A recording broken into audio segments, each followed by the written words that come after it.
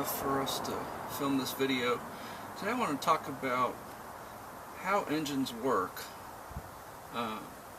Basically, you have air, fuel, spark, and timing, and when those come together, you get combustion. I'm trying to not get too technical, although I am pretty much a nerd, so you know, I may go a little nerd on you here, but inside the engine block here you have cylinders. This is an 8-cylinder engine, so there are 8 of them. 6-cylinder engine, obviously there's only 6, and so forth. There's a big solid metal piston at the top, and basically like an arm coming off of it attaches to a crankshaft. The crankshaft is in the middle here.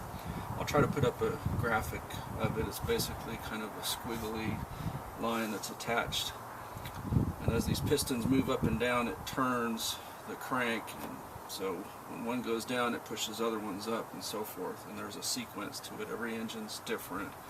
That's called the firing order. Again, I know I'm getting a little technical here, but I feel like you kind of need to understand all that to make all this work. And so you have a air filter or air cleaner, depending on what you want to call it. That's this piece. Air comes in. It's red here at the mass air sensor. Some people call it a MAF, M-A-F. But obviously we're talking about fuel injected. I'm not talking about carbureted. That's a totally different animal. The mass air sensor sends to the computer how much air is read here. It continues up into here, and you have your throttle body here.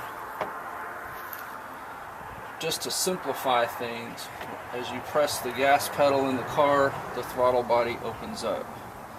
You hit all the way to the floor, it turns to a 90-degree angle, so basically it's what we call wide open throttle or fully open. That allows the most air in. So as the computer sensing the air here, it calculates how much fuel to pump into whichever cylinder it's going to fire. And so with an 8-cylinder, you have 8 fuel injectors and 8 spark plugs. Simultaneous to this air going on, you've got a fuel pump in the back that's constantly sending a consistent amount of fuel up to these fuel rails here. So these are full of fuel theoretically at all times.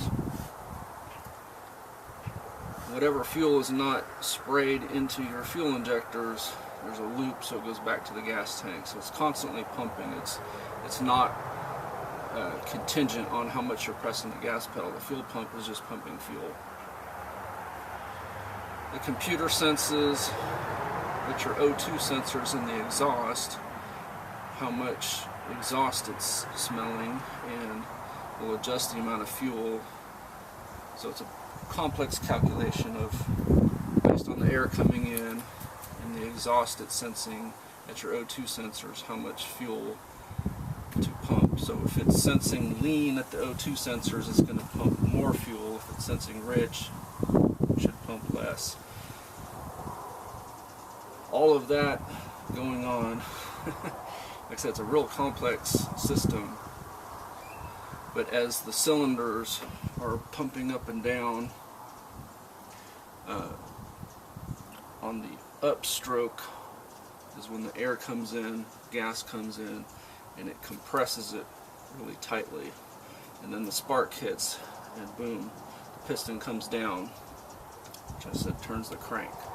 So this is going in a sequence, depending on how many cylinders you have. 1, 2, 3, 4, or 1, 2, 3, 4, 5, 6, 1, 2, 3, 4, 5, 6, 7, 8. It's not like 1, 2, 3, 4, you know, there's a pattern to it, and every car is different. So that turns the crankshaft. So you've heard people say how much horsepower at the crank. That's what they're talking about. So the crank is running through the middle of the engine. I wanted to come over to the Cobra motor for a couple reasons. One, we're in the garage.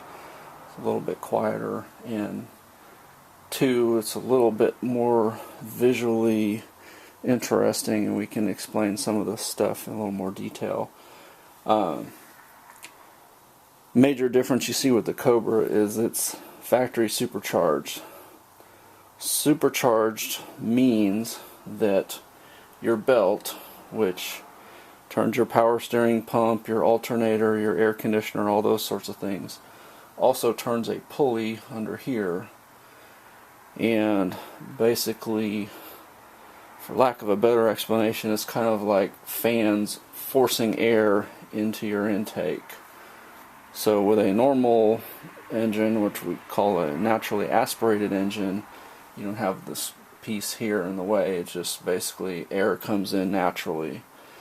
This forces more air in via the fans, like I said, for lack of a better explanation, forces air in. Compared to a supercharger, a turbocharger does this via the exhaust flow, spinning the same sort of thing. So supercharger is belt driven from your main drive belt, like I said, the one that controls all your accessories. Turbocharger is spun via the exhaust blowing through and turning that. So that's the two principles there. But what I wanted to get into was, once the air passes your throttle body and it comes into the cylinder heads, so your engine is made up of a block which has your crankshaft, your pistons, and the things that connect to that. Mounted on top of the block are your cylinder heads, and a lot of times they're aluminum, but like this is a V8 32 valve, so it has 2 intake and 2 output valves on it. A lot of them just have 1 intake and 1 output valve. Lots of arguments over what's better or why one isn't better than the other or whatever. I'm not going to get into all that, but so basically the air comes in to the 1 or 2 intake valves and is compressed with the fuel that's sprayed in by the fuel injector as the piston comes up, and then when the spark hits, boom, piston goes down, and as that happens, the output valves open and the exhaust gas goes out into your exhaust manifold or headers and out towards the back, measured by the O2 sensors. Tells the computer, you know, so it's a constantly running loop of computer readings and figuring out how much gas or air to do. So whereas you have a crankshaft in the block, you have camshafts in the cylinder heads, and as they turn, they have little like fingers on them. They open those valves, close the valves, open the valves, close the valves, and so those turn in sequence. And so it's all very elaborately put together system. So if anything fails, typically it's all of it starts failing. So, but when it's working in beautiful synchronization, you have the awesome performance that an engine gives. As the exhaust goes down past the O2 sensors and which are reading how much exhaust is in there, you have catalytic converters. Oftentimes, like on the Crown Vic, I know there's an O2 sensor, catalytic converter, O2 sensor, another catalytic converter, and I may have the order of that reversed. It may be catalytic O2, but anyway, they're reading both how much is in there and then how much is after the catalytic converters to see if they're working or not, and that's how you can get a code on that triggers your check engine light if that system's not working. And then obviously as the exhaust goes down further, you hit mufflers, which will deaden the sound somewhat, and then your exhaust pipe vents out. Lots of theories on whether if you take out catalytic converters or higher flow exhaust, get rid of your mufflers and so forth. The only thing I can tell you with 100% certainty is each of those pieces that you remove, it gets louder. There's absolutely no guarantee that you're getting better performance by doing that, but it's one thing I can tell you for sure, it's louder. And if you remove too much of that stuff, it makes your car kind of unpleasant to drive because it's so loud that when you're in there, it's literally deafening. So keep that in mind if you're thinking, oh, I'm just going to cut out the cats or put some sort of exhaust on there. The louder it gets, the more unpleasant it gets to drive. And again, on this car, it's a little more visually easier to explain, but your cooling system is keeping everything cool. So you have oil inside that's basically keeping those cylinders lubricated, but even with the oil, there's still a lot of heat generated. So you have your coolant, your antifreeze, whatever you want to call it, running through via a water pump. And so it runs water through your cylinder heads and block, and then back through your radiator where air passes through it to cool it down a little bit. And that system is also running constantly as the engine's running. Your thermostat is basically just a cutoff valve. So when the engine temperature, the coolant temperature is too cold, that closes. So it allows the coolant to warm up. And then when it reaches a certain temperature, it pops open, allowing the coolant to flow. On a supercharged and possibly turbocharged engine, you have the same sort of thing here. This is called an intercooler, and it's cooling the intake air, which when you have forced induction, it tends to heat it up. And then on some cars, I think this car has some of that stuff. I know the Crown Vic has, at least the Police Interceptor version, has coolers for the oil, the transmission fluid, and the power steering fluid. And some of you are going to argue with me and tell you, no, there's not a power steering cooler. Yes, there is. Read your Crown Vic Police Interceptor manual if you don't believe me. But it cools all three fluids. Basically the same principle. It ports them up either by the radiator or near the radiator and then back out. And the reason for that is obvious. If the fluids get too hot, they start to degrade. You can have problems start popping up with any of those systems. So you want to keep those fluids within their normal operating temperatures, and they do that via the coolers. At the back of the crankshaft is your transmission. So here's where you start using the physics to improve the drivability of your vehicle. If you just had the crankshaft directly hooked up to the wheels, for every turn of the crank it would turn the wheels one turn, and you'd have a very limited drivability of your car. Your transmission starts converting those turns of the crankshaft and then outputs to your drive shaft. And then a car like this with a rear wheel drive, at the end of the drive shaft you have another gear which converts how many turns of the wheels. And so using some pretty fancy math, you can make your car very drivable. You have more acceleration, better gas mileage, possibly a combination of both of those things, which would be ideal.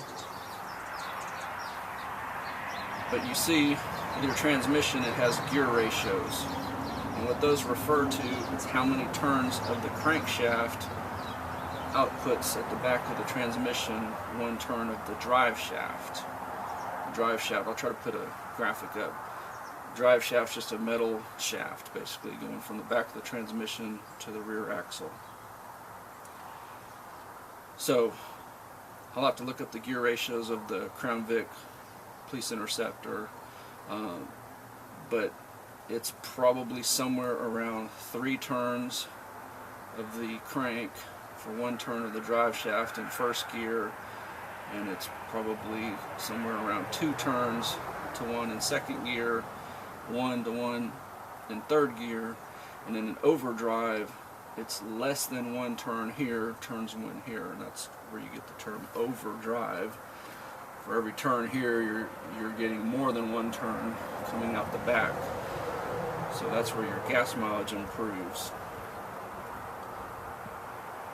So add the math of that going back at the end of the drive shaft, now it's turning. And I didn't even talk about reverse, but obviously reverse turns the drive shaft the opposite direction. And typically reverse is usually high threes, approaching 4 turns of the crank to get 1 reverse turn. So reverse typically has more torque, but not more speed. Okay, so we get to the rear end, and here's where there's all kinds of questions about these cars. The civilian Crown Vic typically comes with a 273 to 1 rear end gear. Fords, there's a lot of standard gears: 273, 308, 327, 355, 373, 410, and it even goes up higher than that, although honestly beyond 410 you start getting to a very specific usage rather than something that you're going to be able to drive very comfortably on the street. So 273 means 2.73 turns of the drive shaft turns the wheels 1 time. So that does not create a lot of feeling of torque. What I mean by torque is kind of get up and go acceleration, spin the tires type of power.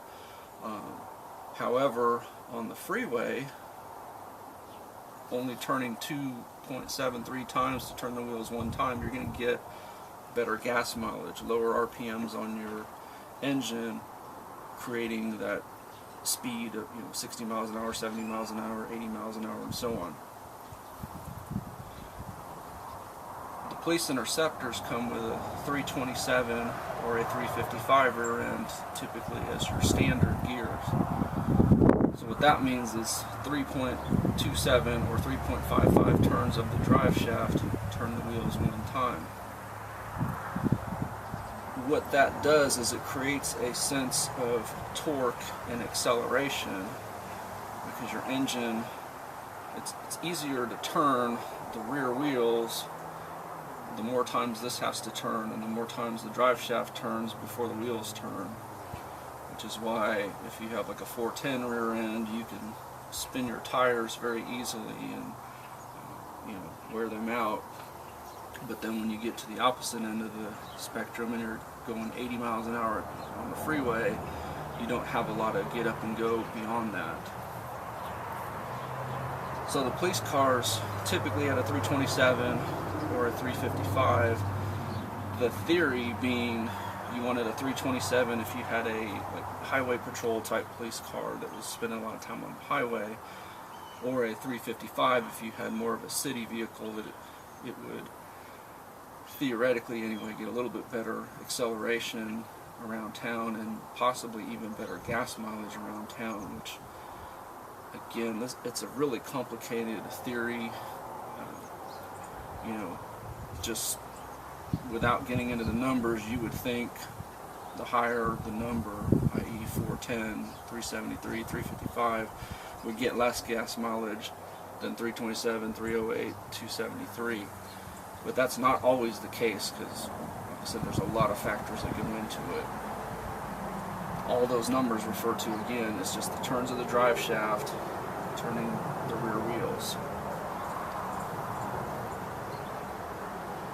So, what gear should you use in the rear? There's not a right or wrong answer here, unfortunately. There's some great resources online for figuring out.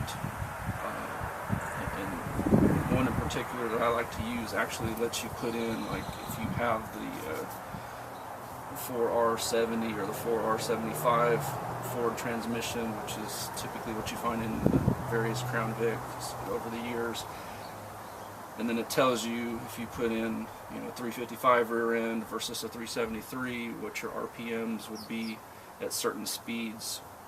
And so it kind of gives you a good idea. Like, I think this car with the 327, if memory serves me correct, at 70 miles an hour, it's about 2100 RPM, somewhere around there. And so using that as a guide, you can kind of figure out, well, if I go to a 373 gear, what I'll be running at 70 miles an hour. And I was thinking, if memory serves me correct, it was like 2400, 2800, something like that. So it wasn't a huge difference. So I have considered putting a 373 in here to try to get a little bit better acceleration off the line. Because if you have a Crown Vic, you know the acceleration off the line is not the greatest. In fact, I think my wife's minivan can out-accelerate this 0 to 60. So that is, in a nutshell, how an engine works and how the gears work and how you get power to the wheels. Everybody talks about a quote cop chip. The computer in this vehicle, and it's not a cop chip per se. There's no magic that you put in there that suddenly this car has, you know, 4, 5, 6, 700 horsepower. That's not the case. The chip in this vehicle is very, very similar to the civilian model. It has a little bit aggressive shift patterns for the transmission, so it'll maybe hold a gear under acceleration longer or try to keep you in the power band, that sort of thing. And then the other thing is the gear ratio in the back. Going from a 273 to a 327 or 355, it's going to give you a little bit better, you know, 0 to 60 time, because the engine basically, when you change the gear ratio, the engine, it makes the car feel lighter to the engine, because if you've ever pedaled a bicycle that has multiple gears, you totally understand this. I've got a 21 speed bike that I ride, and if I put the rear gear into a smaller gear, which would be like the equivalent of a 273, when I'm starting off the line, it's very difficult to pedal, but once you get up to full speed, then it keeps you going and you're able to go faster. If I drop the gear down, which would be more like the equivalent, say, a 373 or a 410, going off the line is very easy. I can get going, but if I want to go fast, I got to really pedal fast to keep speed going. And so that's kind of how the gears work on these cars. What's right for you, I can't say. You have to figure that out for yourself. 273 typically is going to give you better mileage on the highways and not very good performance in the city. Going up to a 327, 355, 373, those are the most common and popular gears, obviously. The 327 considered to be, you know, better for highway, and 355, 373 better for city. 410's more of a drag racing type gear. I know people that run them on their daily driver. That would not be for me personally. I'd rather, for me, I'm going to stick 327 to possibly 373 as far as a daily driver. Number two, about the police computer compared to the civilian. I think the civilians top out at about 110, and that's not because of the engine, that's not because of the gear ratios, it's just a speed limiter on the civilian model. Some of these Crown Vics, the older ones, did not have the speed limiter, or if they did, it was set very high to where realistically you probably wouldn't hit it. I believe this model tops out at, and I have not done it, so just what I've read on the internet, I think this tops out at 129 or so. Again, for non-police use, I don't know where you would really have the opportunity to drive that fast anyway. And any of you who've ever exceeded, you know, 130 miles an hour in a car, it's quite an experience, but I'll tell you, it feels like your car is going to fall apart sometimes. So certainly not something that you're going to do every day, but as far as these cars go, because of the drive shaft on them, they do have a rev limiter to keep them, like I said, I believe it's 129 miles per hour and below. So, for a practical matter, it doesn't have a speed limit because you're really not going to be trying to hit over 129 miles an hour, except under, like I said, I can't even think of why you would want to go that fast, but you know, somebody out there is going to try to hit that limit. Not me. I'm too old for that now, so I just want to be able to drive and enjoy my car and know that I have arguably the most reliable vehicle that you can buy, certainly the best bang for the buck vehicle that you can own. Working on this is a breeze. Fixing stuff is easy. Parts availability, cost, I mean, just go on and on about this vehicle. And you know, I'll be honest, I think it's a very comfortable vehicle. You know, I know somebody out there is just, oh, you haven't ridden into this or that. Well, you know, if you're going to compare this to a $80,000 or $100,000 luxury vehicle, then you're right. That other one's probably going to be more comfortable. But for a vehicle that, I mean, even worst case scenario, let's say you spend $5,000 on it, you're just not going to beat that. So, gotta love a Crown Vic. Anyway, I hope the explanation of how engines work, how transmissions work, how the gear ratios work, I hope that was helpful to you. And, you know, really appreciate the likes and subscribes. Several of you have asked. This is the engine that I washed in the engine wash video. Still my daily driver. That video was shot about 2 months ago. You see it's still pretty clean. It's not as clean as it could be. It could use another cleaning probably. It's December right now. It's cold out. I'm wearing a t-shirt, but hey, I'm starting to get a little cold. But yeah, you can wash these engines.